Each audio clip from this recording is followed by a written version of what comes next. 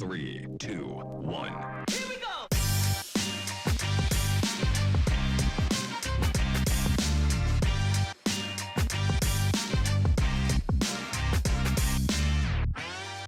Hey everyone, and welcome back to the Let's Dig In podcast. I'm your host, Rich Rosendale, and today I'm joined by a true culinary legend, Chef Ferdinand Metz, certified master chef and former president of the Culinary Institute of America. We caught up at the Greenbrier during a special dinner that honored Chef Metz's legacy, alongside Chef Thomas Keller, who received an honorary certified master chef title. We talked about how the U.S. Culinary Olympic Teams have evolved and what it takes to build a successful, high-performance program. Chef Metz brings a wealth of insight you don't want to miss. This episode is made possible by Kenyon Grills, compact, powerful, and electric. These grills heat up in minutes and are perfect for chefs who want precision without the hassle. I've been having a blast with mine, and you'll see them featured in some upcoming recipes. And Waring Commercial, they've been an incredible partner. From helping us launch the first hoodless, ventless kitchen in Atlanta to releasing their new Big Sticks blender, which delivers serious power and control, Waring's commitment to innovation helps push the culinary world forward. Here's my conversation with Chef Ferdinand Metz. Chef Metz, welcome to the Let's Dig In podcast. I have to tell you, it's a true pleasure to be able to have you on. Last year, which is kind of crazy, the time flies so fast, but we had the opportunity to be able to spend time together at the Greenbrier, where we had a dinner honoring your career and contributions. And of course, I have to tell you, it was like super special for me because the Greenbrier, as you know, a lot of chefs have gone through there. It has a long history of culinary competitions. And before I had even ever met you, I had, heard your name spoken in so many conversations years ago when I was early on in my career.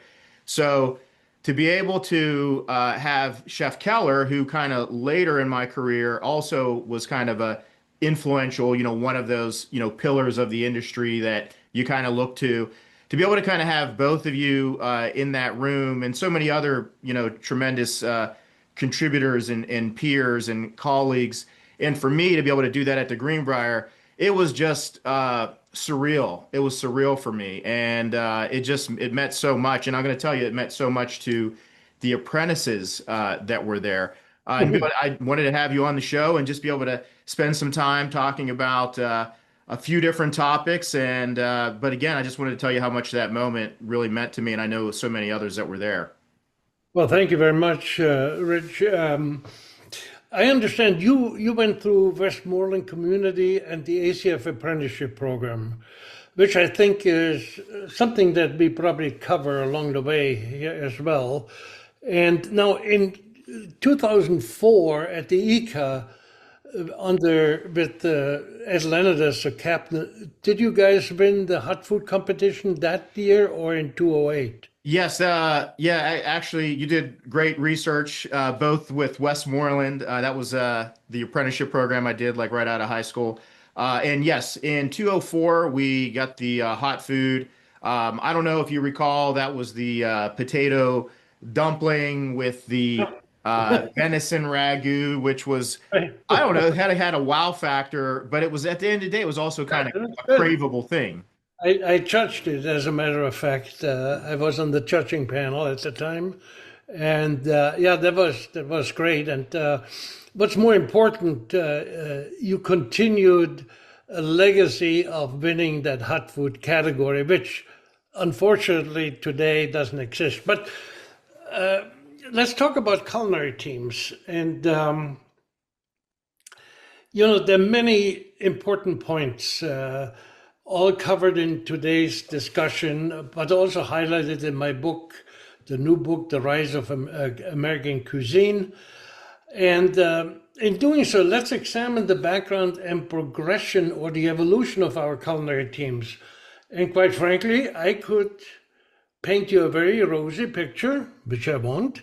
But the following assessment will answer some of your questions regarding the state and the quest for improvement. Now, fundamentally, and many people would agree on that, to predict the future, we first must understand the past. So let's take a look at the past. In 1968, I was on the team back then, and they were all European chefs, and we were beholden to classical cuisine. Our leadership, the team manager and the team captain, didn't think anything else would be important. Right. In 72, again, it speaks to a point of principle. I was offered by the then President Sullivan to be the captain of the team. And I said, yeah, one condition, that I will choose the team. Because it's like any chef in a kitchen, they need to have input, if not total input, of whom they are hiring to run the ship. Right. And but he said to me that no, he has to do that. And I said, well, thank you very much. And I don't need to be part of it. That also speaks to another point we discussed a little bit later. 76 was a watershed moment. Why? Because we for the first time introduced American cuisine. And in those days, and I think the criteria has changed back and forth, in those days we had to produce on 2 consecutive days each 2 dishes of American cuisine. So we had to do 4 dishes on 2 days and for 150 people each. So right.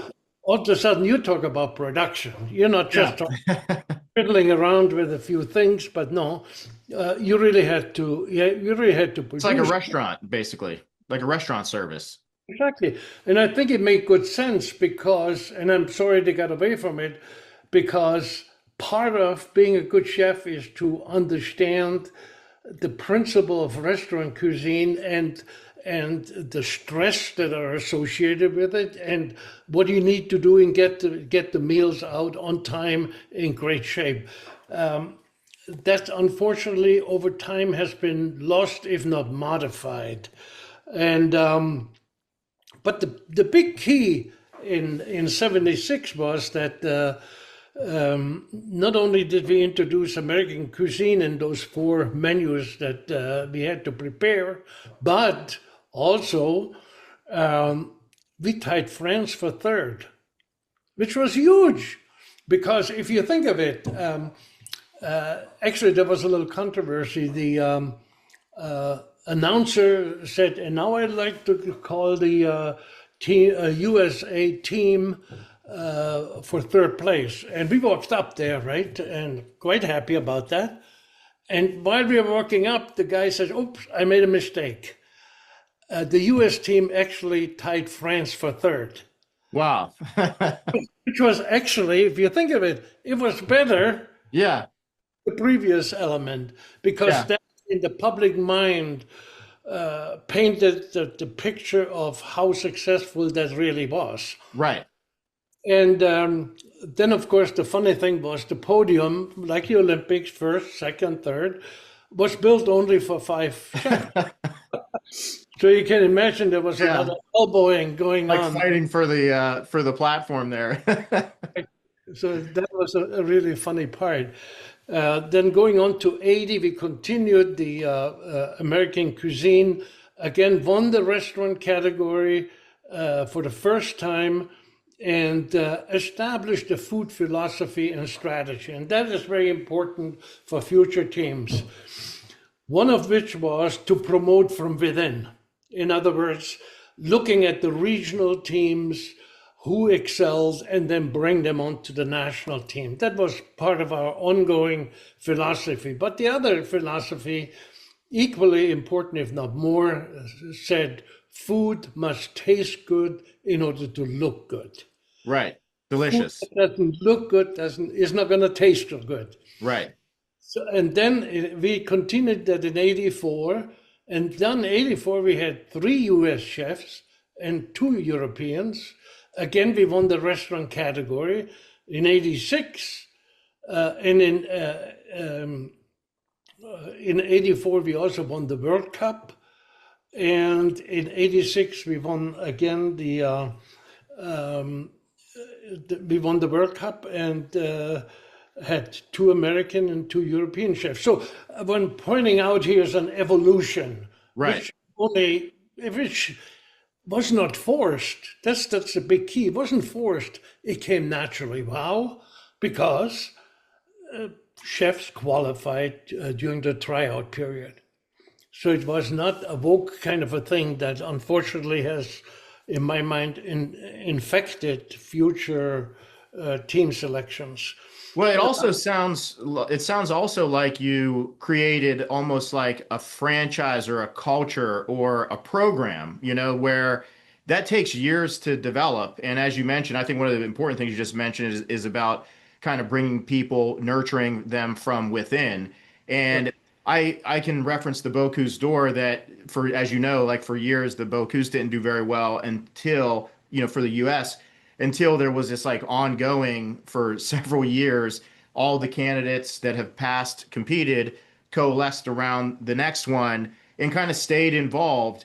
And that really, you did that. And I don't feel like that's always there's been like gaps in that over the years. And it's hard once you have a great program to kind of get that back. It takes years to develop that kind of a skill set with the team, because otherwise you just lose all that if you have a completely new group of people. Yeah. In fact, I judged the Bocuse d'Or for 10 years and sort of witnessed that evolution as well. Not only the evolution of American chefs, but also the evolution within. At one time they brought these huge platters to the table, Yeah. Of course, food was already cold by the time you tasted it. Right. Yeah, exactly. We had to dish it out. And I think later on they went with smaller platters and paid more attention to the quality. And so there too, like there should be, was an evolution that brought out very positive things. So then in '88, we again for the 3rd time won the restaurant category, which by all consensus is the most important one, because that's what chefs do each and every day. Right. And we were proclaimed the #1 team in the world. They had a ranking based on, how you finished in previous competitions, sometimes regional competition, etc. And as such, I believe we left a blueprint for success and a legacy of winning. At the time I stepped back, I was no longer very much connected, and I devoted my time to the CIA, obviously. In '92, Keogh's team did pretty well. They won 2 World Cups in '92 and '96, I believe. And then along came Ed Leonard in 2000.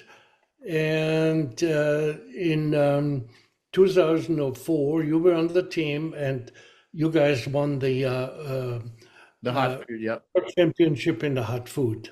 And Ed was still involved with that as well, and went on to in 2008. And I think that was the last year that Ed was involved. Right. You were captain at that time. Correct. So Yeah. let me ask you, what did you see the difference between 2004 and 2008? I'll tell you, I definitely, for me, it was, I always look at these points whenever they were challenging in my career, but there were periods of like growth for me. When I went on the team in 2004, I was the only chef on that team that wasn't a certified master chef. So on one hand, there's maybe a little intimidation, like, am I, how do I find my voice on this team, but also be respectful, and also contribute. So, there was kind of that, I don't want to say struggle, but there was kind of that growth for me. But I will say that those individuals that were on that team were very good cooks. They were very good cooks. We had great advisors and coaches. And the one thing you mentioned about the food tasting good, I feel like it's hard sometimes whenever you're doing competitions in years that maybe you don't do well, maybe you were chasing after the wrong objectives. And at the end of the day, deliciousness really is very important. I mean, it's kind of like the center of the competition, and but we don't always do that. It's kind of like how this looks, how this sounds. Yep. This is going to really blow everybody away. But sometimes those aren't the most tastiest dishes. And as you mentioned the 2004 dish, that was something that you could just mix all that stuff up on a plate, and it tasted good, and you wanted to take another bite. Yeah, but And it was basic food, not adulterated, but had great flavors and had some innovation in it. And right. if you can bring that to the table, chances are you're going to do very well. But I think though that I do think that is hard to do. I think it's Oh, yeah. hard it's like sometimes simplicity, but elevated. And how can you deliver something like that you somehow work in innovation to something that people aren't looking at and saying, what the hell is this? They're looking at it like, wow, this looks really good. And then there's a little element of surprise. I think that that's not an easy thing for people to do. I think that sometimes I don't know, chefs just get caught up in adding more when really the right step is maybe taking something away. But it's not always in chef's DNA to do that. In fact, the overarching theme in my book is less is more. And Yeah, totally.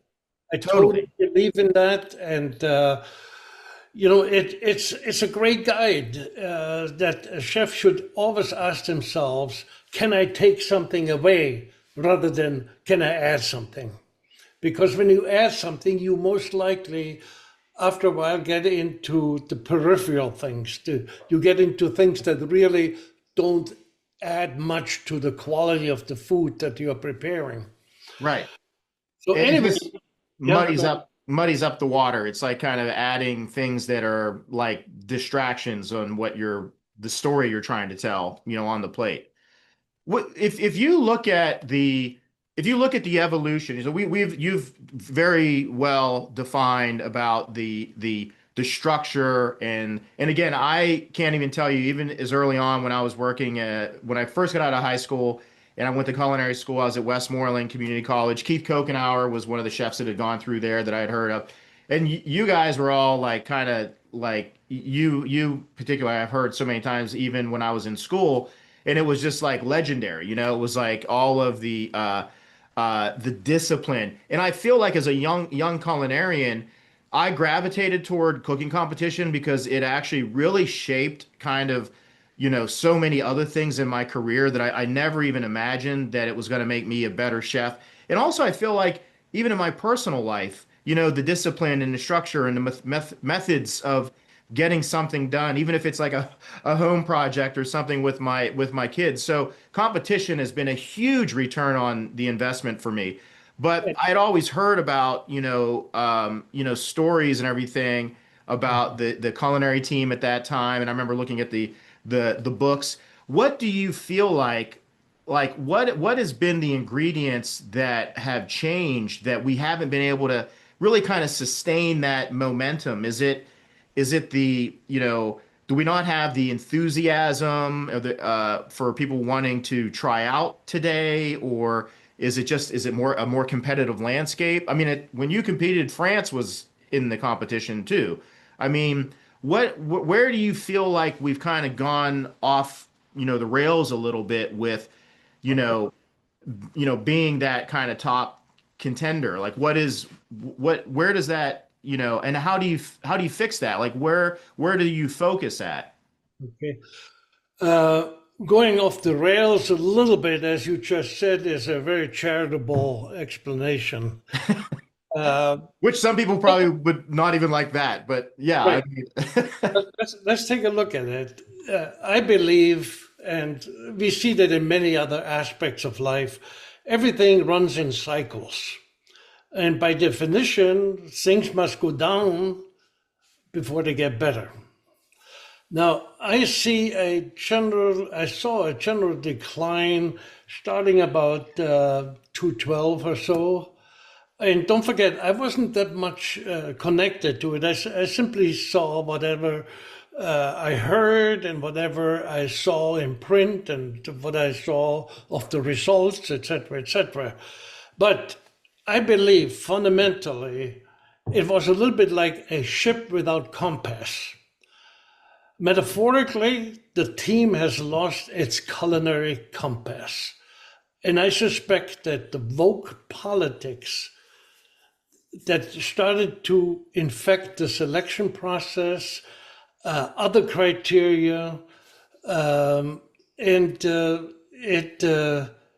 it did not put qualification first, and it ignored food sense, proven principles, and teams became, as part of the woke thing too, were more important to put their own stamp on the menu and ego-driven ideas on their cuisine that meant something to them, perhaps, but to nobody. Didn't mean anything to anybody else, especially the judges. Right. They don't have the insight in that, nor should they. Right.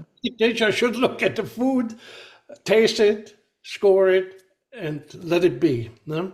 Well, no, sorry, go ahead, Chef. So the success declined, and I was very sad to see that even 17th place out of 25, whatever, was applauded. Right. And that too helped descend ourselves into a state of mediocrity. So it was no longer the overall standing, but medals that were celebrated. And I think that leads to another point. Like you said before, the true benefit of competition is the learning experience and not the medals. But people have it the other way around. Right. The medals are most important, and absolutely not. What I have learned working with 6 teams, being part of it in different capacities, is incredible. Because if you make the right selection and you bring people on, not with the same, but different expertise, then you have a scenario that is so rich in ideas, in development, in principles that align with your own. I mean, it was just a very, very dynamic and rewarding experience. Right. And when you then continue to look at what happened, competition chefs emerged, and what I'm saying by that is basically they paid more attention to looks, and the food became to look plastic rather than real. Right. It was playful in their displays, and it lacked common food sense. And honestly, I totally think can relate to that because I feel like, early on in my career, like around the 2004, 2008 days, I almost kind of felt like it was very easy to get labeled as like a competition chef. And it was like, hey, by the way, I run a fine dining restaurant, in a very, luxury hotel. And I remember working with Hartman Hankey, like working on the line with him at nighttime. And I mean, I'd get salt. I mean, he would be throwing salt and pepper all over the place. And I'm like, it was stressful and everything, but I learned so much. And it was definitely about the taste and the flavor. And it had to look extraordinary. Working with like McFadden at the Ritz-Carlton. And I remember I was only able to cook like 5 portions of fish at a time for our buffet. And if it sat too long, I had to throw it out and do it again. And it was just so I kind of never wanted to be labeled because I did show work, was involved as part of the criteria in the hot food. I know what you mean as far as like when people see you doing that, it's almost like, oh, that's the target. It's like, no, this is the target. Great food. But can you present it at a level that it looks extraordinary, but at the end of the day, it's also craveable. Right. But yeah, I totally I agree with you. I mean, I feel like maybe people are aiming for the wrong thing, and as putting a team together, it's like picking the very best chefs with the best training should be with the right chemistry. That's a factor too. That this is going to be this is going to work together as a great team. But yeah, that should be the criteria for putting a great team together, is based on what you bring to the table. Right. Um, and obviously that's changed a lot over the last several years. And I mean, obviously that's a controversial subject in a lot of different applications, a lot of different industries and stuff like that. But here we are today, and I feel like even I also kind of bring up, what about with the youth in America today? I mean, how do you get them? And I don't even youth, I don't even mean like with culinary students, but like with even chefs that are maybe working in a club or a restaurant or a hotel. Do you think it's like compelling to them to want to go out and compete? Because I mean, I was inspired by like what these other teams have done. You and Kokodow, McFadden, and all these other chefs. That was inspiring to me. And I feel like you kind of need to have that to kind of look to as a young competitor to kind of want to get in and to do it. Yeah, and there's nothing wrong in participating in competition. We sure did a lot, but you still need to use good cooking sense and experience as a basis for that. For instance, I've run into young graduates, even hardly no experience, and they say, "I want to become a competition chef," and my answer was, "Become a chef first." Right. Yeah. What Yeah. about competition? And and if you go into competition without a lot of experience and knowledge, you fall victim to either silly trends or inedible garnishes or tower foods that nobody can eat because they fall right apart in front of you. Those are things that I noticed have crept into the different concepts, and I was sorry to see that happen. For instance, another thing that I always insisted on is that old system that it was in place, that you had to, we had 4 competitions in 4 parts of the country. And then they said, well, you have to select the winner of each of these. But for the team, and I'm talking national team, that didn't make any sense, because let's say if the winner of the Eastern competition had a much lower score than the second place of the Western competition, you shouldn't be bound by those silly rules, which are strictly, again, part of that woke thing, part of something that did not contribute. If anything, it kind of hindered the development of good teams. And so I think those are some of the problems that I noticed. And then there's the other little problem that people in their resumes sometimes say, I was on the 19 so-and-so or 2000 culinary team. They don't make a distinction between national or regional teams, right? Right. So they leave it up to whoever. Or they say, oh, we won gold medals. Okay. In the mind of the public, that means you came in first. If the Olympics, if you win gold in sprint, you came in first, period. Right. So there was a lot of maybe not intentional, but certainly there was a lot of deception going on. And if you talk about what's the resolution, what can we do to return to a more common sense of food preparation, and that is to return to common sense cooking. And the edible buffet that they later on instituted is really a real good and a realistic addition, because again, it brings you to food that actually is being prepared and eaten. So now, with that in place, for the first time, chefs had to present a buffet. You're probably familiar with it, and then it had to be tasted. So there were hot and cold items, a lot more realistic and kind of the right thing. And then to de-emphasize the artistic and playful interpretation and focus more on proven techniques and taste. I think if you just take these three items and start as a new team and start implementing them and start working on that and make it part of your culture, then I think you're already on the right direction.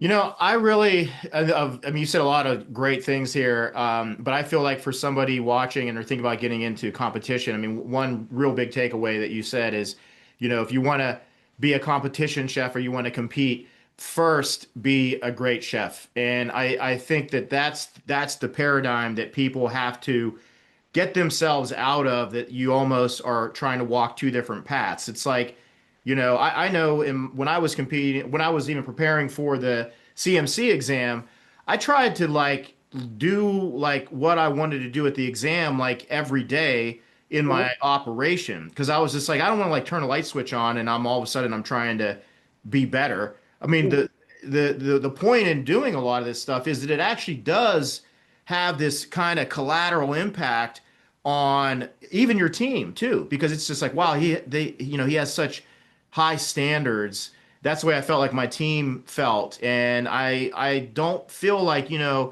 think people, as you mentioned, it's almost like, well, I want to do a competition and I got to go be in a silo over here and cook different, and I think it's great points. And I think that a lot of people need to kind of start there. And also if they're getting ready to take the CMC exam, I mean, it's taste, technique, craft.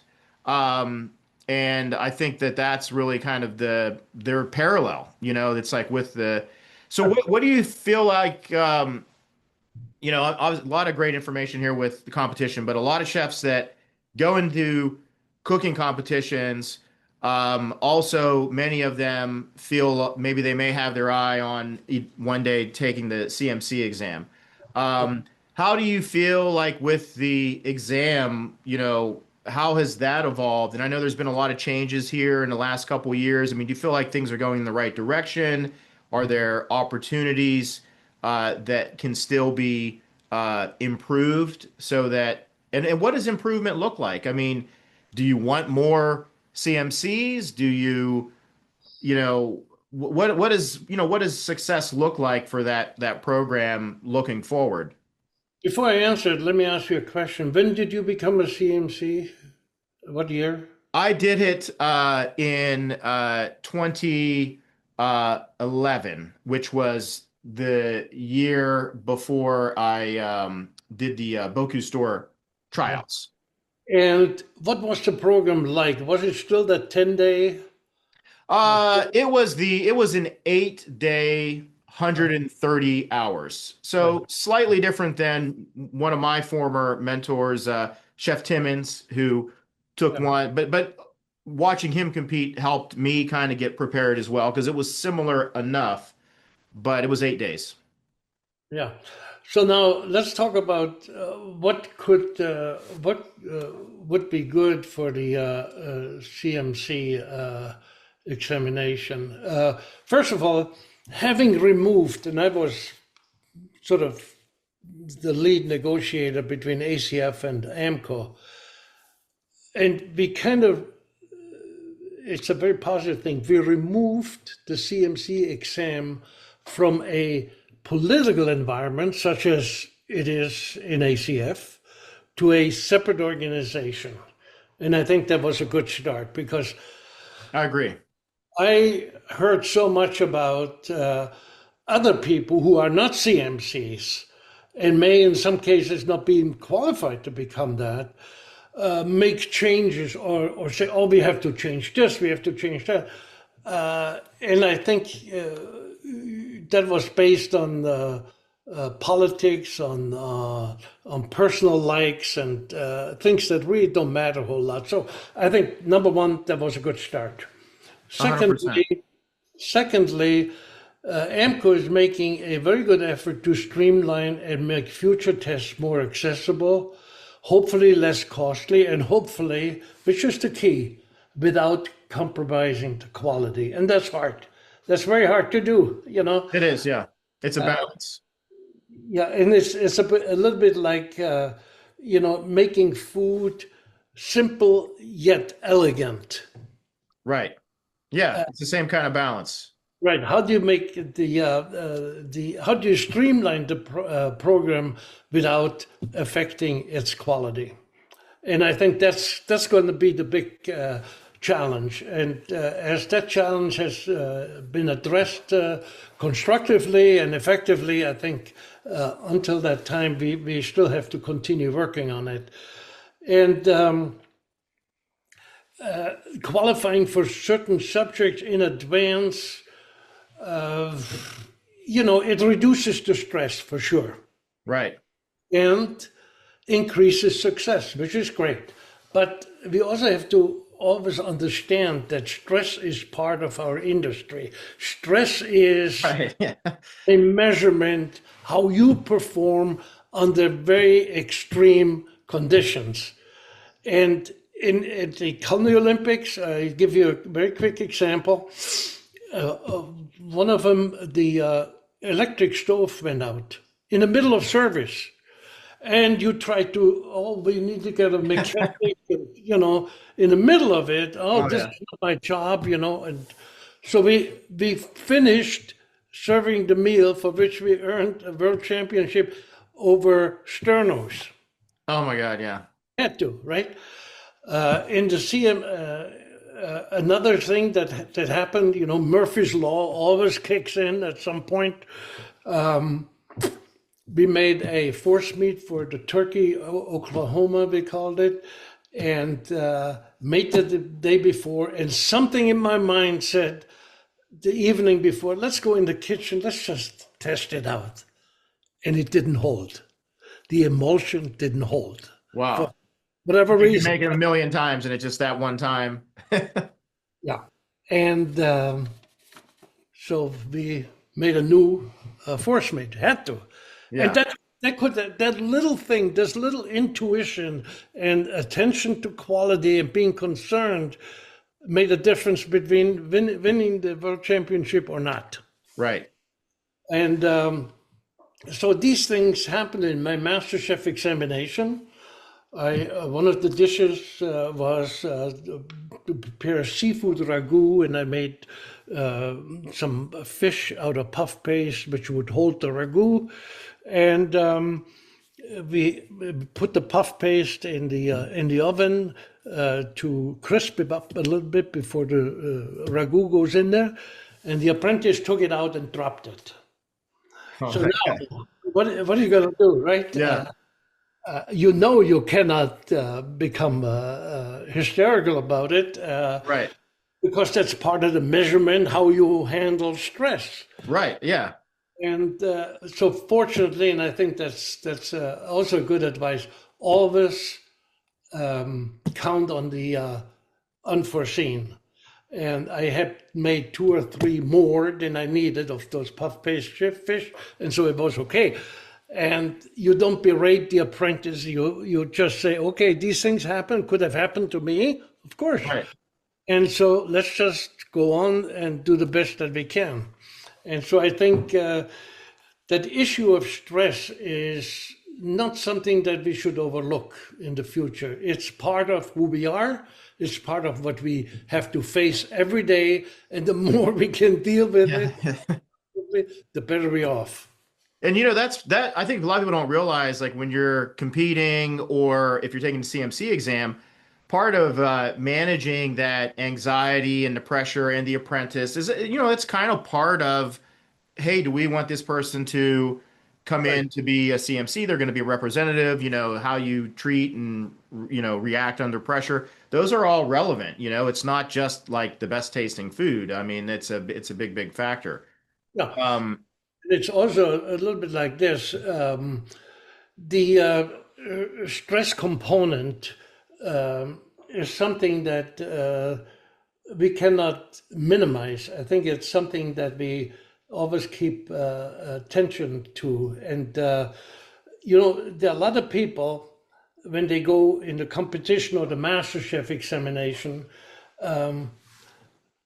they wither under the stress, knowing that your employer knows, your employees know what you're doing, your family knows, your friends know, everybody knows.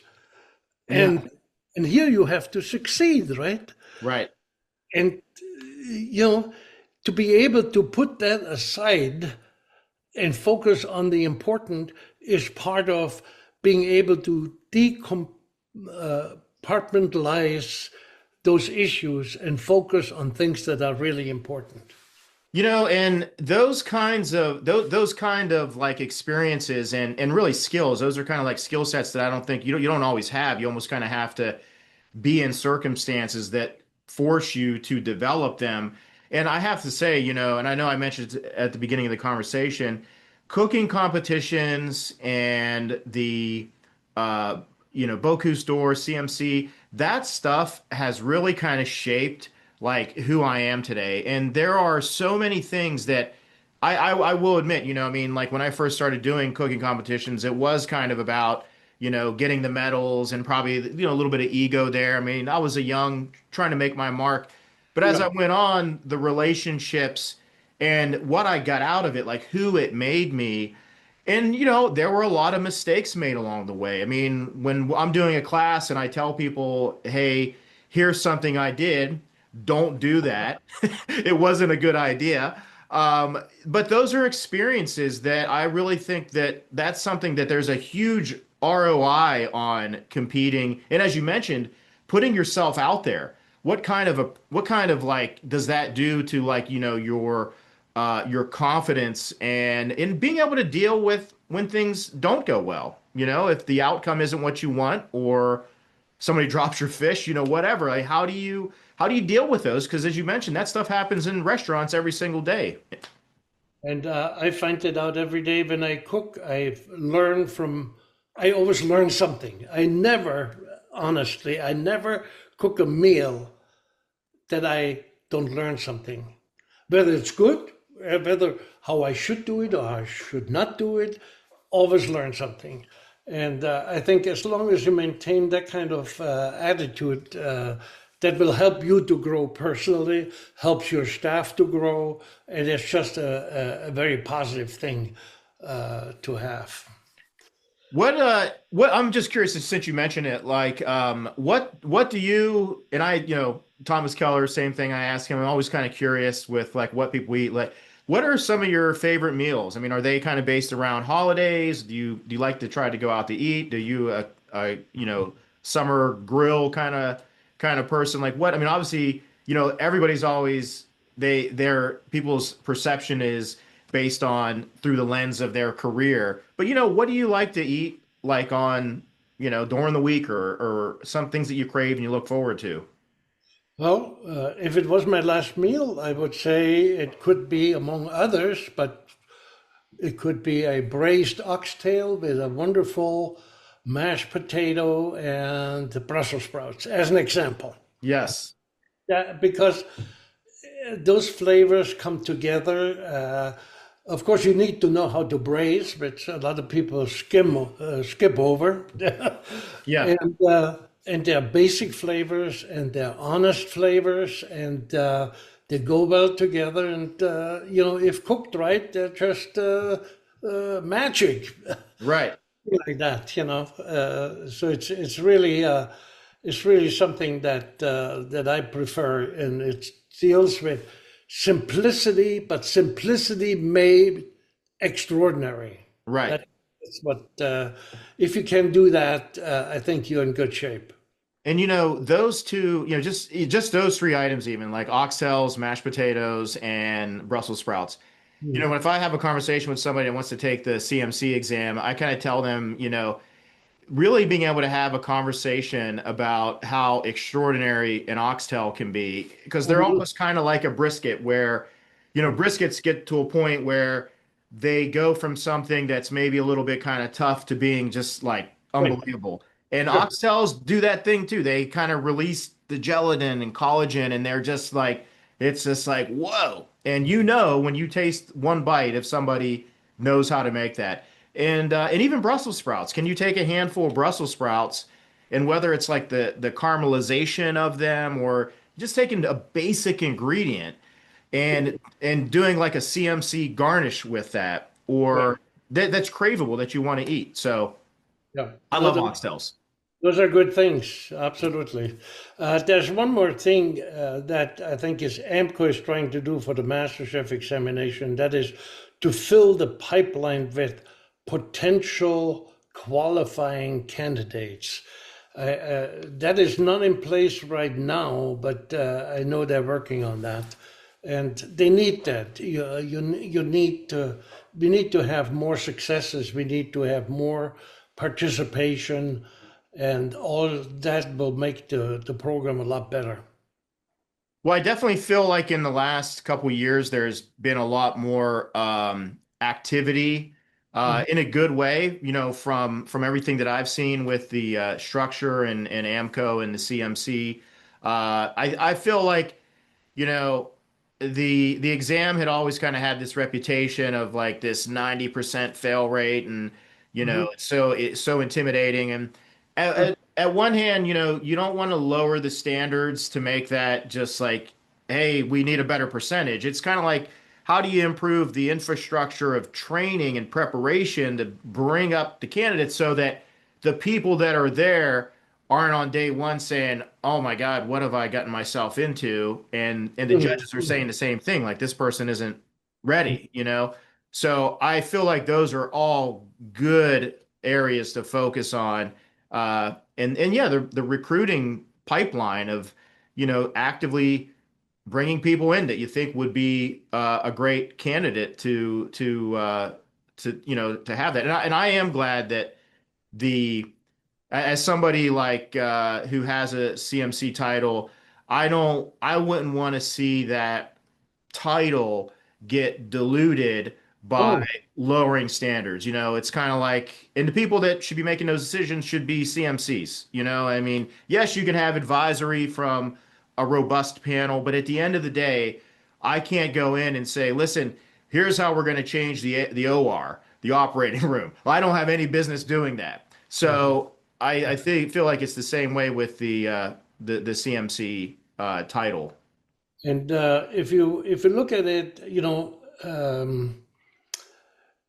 I got a lot of feedback from different people about the MasterChef examination. Those that made it, and those that didn't make it, and those that didn't try yet. And there are two things which amaze me that always come up. And for instance, a person who didn't make it says, I tried so hard. I made this dish for the first time. And I said, oops, no. Make a dish that you made 1,000 times before, but make it better than you ever did. If you do that, you improve your chances. But why would anybody want to make a dish for the first time? Oh, yes, terrible. Crucial examination. Right. But then other people say, well, I need to study. I need more time to study. And I'm saying, yeah, there's a difference between studying for the exam versus practicing. There's a difference. And I said, you can't really study, because if at this point you still don't know, have a philosophy, a cooking philosophy, know your basics, and know some of the terminology, it's too late. Right. You cannot study for that anymore. Right.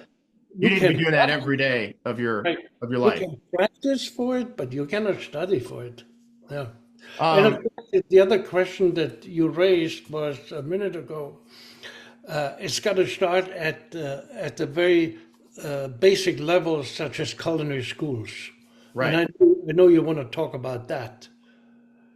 Well, I know we're coming up. I mean, I could talk to you for several hours. If you want to, I'd love to hear your feedback on it. I also wanted to give a little bit of time for you to also tell us a little bit about the book, and what is. Can you see it? Yes, yeah, yeah. It's. I'll put a link to that, Chef, on the show as well. But yeah, if you can maybe, I'd love for you to. If you have time, to comment, as far as like the status of like cooking schools in America. I mean, there's been a lot of turbulence over the last several years. I mean, I went to a small community college and got a great education, great people there, great instructors at Westmoreland Community College. But there's been a lot of turbulence with, I think, Johnson Wells recently announced some closures. But then also, I'd love to hear about, just if you could just tell us about the book. What is that kind of all cover? And I we'll put a link to that as well when we launch the show. Well, there are a lot of subject matters. It talks about my experience working in the best restaurant in America at the time, called Le Pavillon, where Pierre Frenet was the chef, and Oh yeah. Jacques Pepin was a cook like I was, and it was just an extraordinary experience. And I worked there for 3 years, and ultimately became the tournant to whenever somebody didn't show up or was on vacation, whatever, I would pitch in. It was a tremendous experience, but you have to take that experience with a doses of humility. And I give you an example. A chef who replaced Pierre Frenet was Clément Grangier, a wonderful man, wonderful guy, wonderful chef. And during the winter time, starting in January, business would slow down in New York, for a while. And so if somebody was on vacation, he would fill in.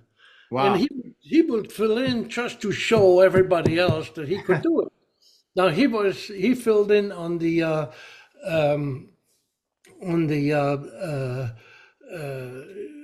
position where he had to prepare all the salads and all the meats, etc., the pâtés and what have you. So he did all that, but part of that responsibility was also when an order of filet sole came, or an order of veal paillard, that position would deliver the raw food, the raw meat, to the fish station or the roast station or the sauté station. And he would do that because he wanted to show them that, yes, I can do it too. Right. And I put that. I was the entremetier right next to him at the very beginning. And I said to myself, what is going on here? Right. How is it possible? So I pitched in, right? Yeah. He's the head chef, for God's sakes. Let me do whatever I can to pitch in. And he later on, there was the New Yorker magazine sent a reporter to spend 4 or 5 days at Le Pavillon kitchen and did all those kind of reporting. And Clément Grangier said to her, well, we have all French chefs in the kitchen here, but we have one German chef and he's better than the rest of them. That didn't go over very well with the crew. Now, Roland Genu was the chef, sous chef, excellent cook. And I hired him later on to be the chef at the Escoffier room at the CIA.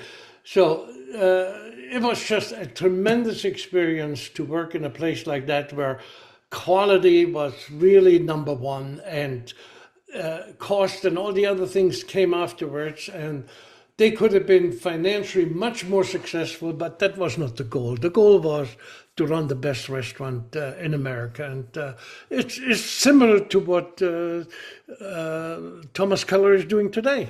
Right. Yeah, absolutely. And, those lessons, those examples that you still remember those and reference those today, I mean, that just tells you how powerful those kind of moments are in your career. So you got to pay attention and put yourself in environments where you see that. And, it's hard to find, those, but they have an impact on your career and what kind of chef you become. And then another thing is, chefs are oftentimes activists in terms of promoting good food. And there's a section in the book that talks about the dark ages of food in America. And I really reference, what's going on in the food service industry, but mostly in the fast food categories. And I talk about the unholy alliance, unholy trinity of the food manufacturing sector, the beverage sector, and media. The media cannot escape that. Why? Because they gladly take the advertisement of the beverage industry no matter what they sell. Oh, right. The media will take that money in a second notice. And their responsibilities, and those responsibilities and shortcomings need to be pointed out. And chefs have a unique standing where they can do that.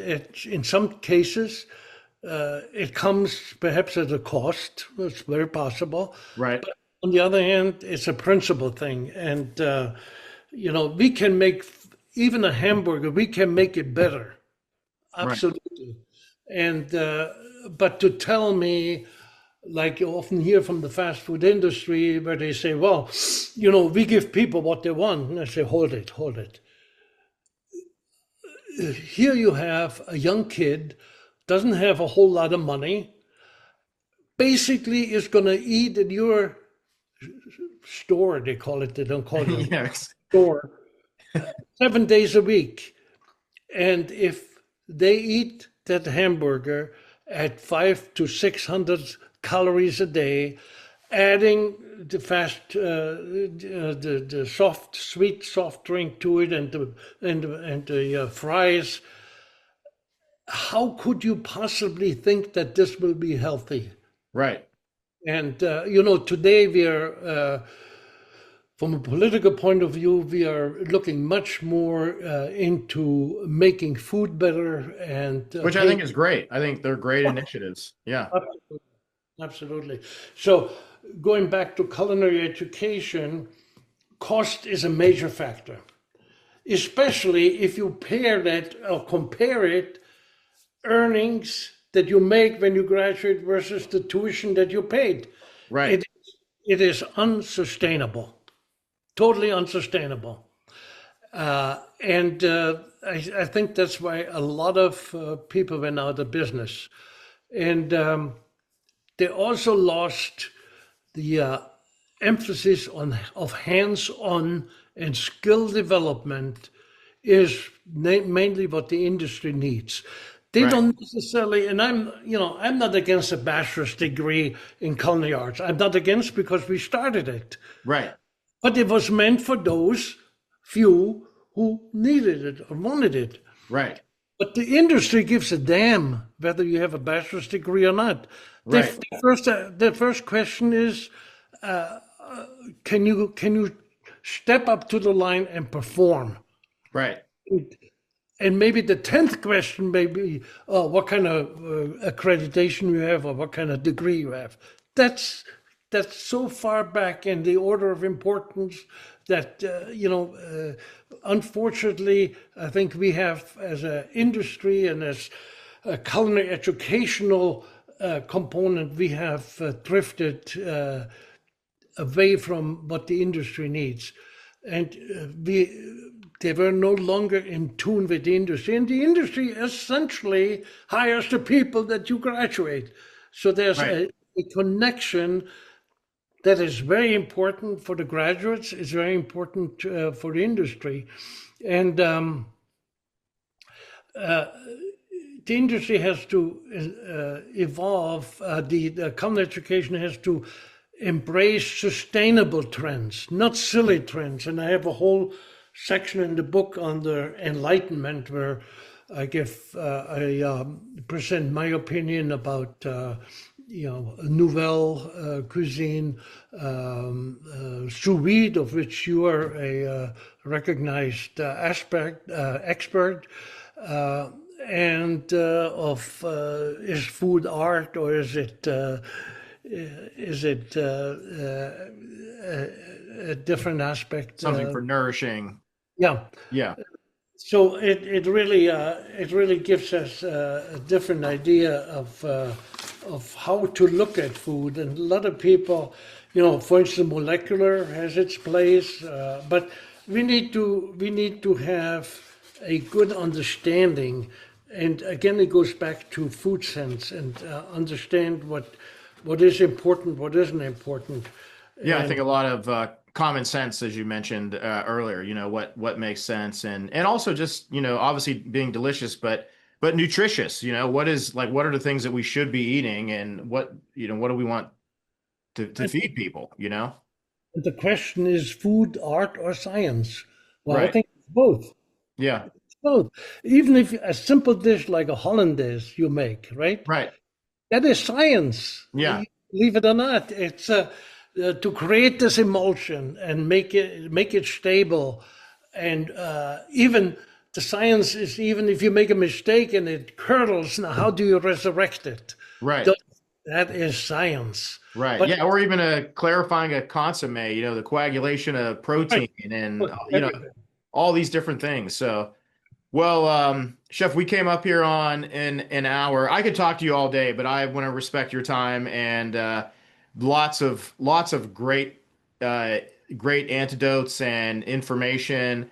As I mentioned before, I mean, you've inspired generations, and myself. I mean, like I said, early on in my career, I just remember kind of getting started, coming out of culinary school, and you guys were like, you in particular was a culinary giant. And I remember just a lot of the stories and the chefs that you would kind of say, you would see in your mind's eye, like, hey, I want to do that, and I think that's important for chefs to have people to look to for, to be inspired by, and find your own voice, your own path. But, you look to people that set really great examples, and you certainly have. Is there anything anything else that you want to share where that we haven't talked about? No, I think people should look at the book, quite frankly, because there's so many issues in there that we have not been able to touch on. And while they are opinionated from my part, they nevertheless give a perspective of, and then people can add their own to it. But if they look at the book, there's no question they get something out of it. Yeah, I know we got a copy, and I did, even prior to this, read several of the chapters, and I think it's terrific. And I just love what makes it interesting is the stories. I feel like, as you mentioned, like those are, it just is like, I don't know, when you have personal, experience like that, it's more compelling, Where Sure. can people find the book, and also the MasterChef website with the company as well? Where can people get in touch with you if they would like to? The MasterChef is the MasterChef Institute is the website. Okay. www.masterchefllc.com. That gets you to the website, and that also has a link to the book, but a separate website to the book is www.masterchefmetz.com. That gets you to the book. Awesome. I'll be sure to share that as well with our followers. So Thank you. Well, Thank Chef you. Metz, again, this was just a real treat. And again, just thank you for all your wisdom and contributions. And, I wish you the best of uh, the rest of the summer here. And I feel like I want to make some oxtails.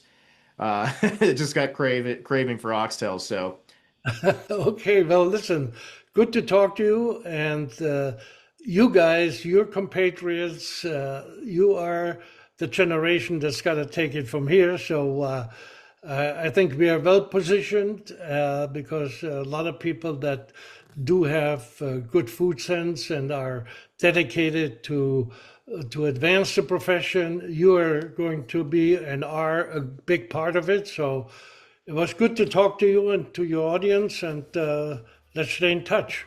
sounds good. All right, Chef. Thank you so much. Have a great rest of the day. Okay, Rich, you too. Take care.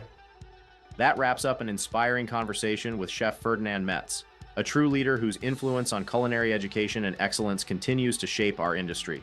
A big thank you to Kenyon Grills. I've been using their electric grills nonstop.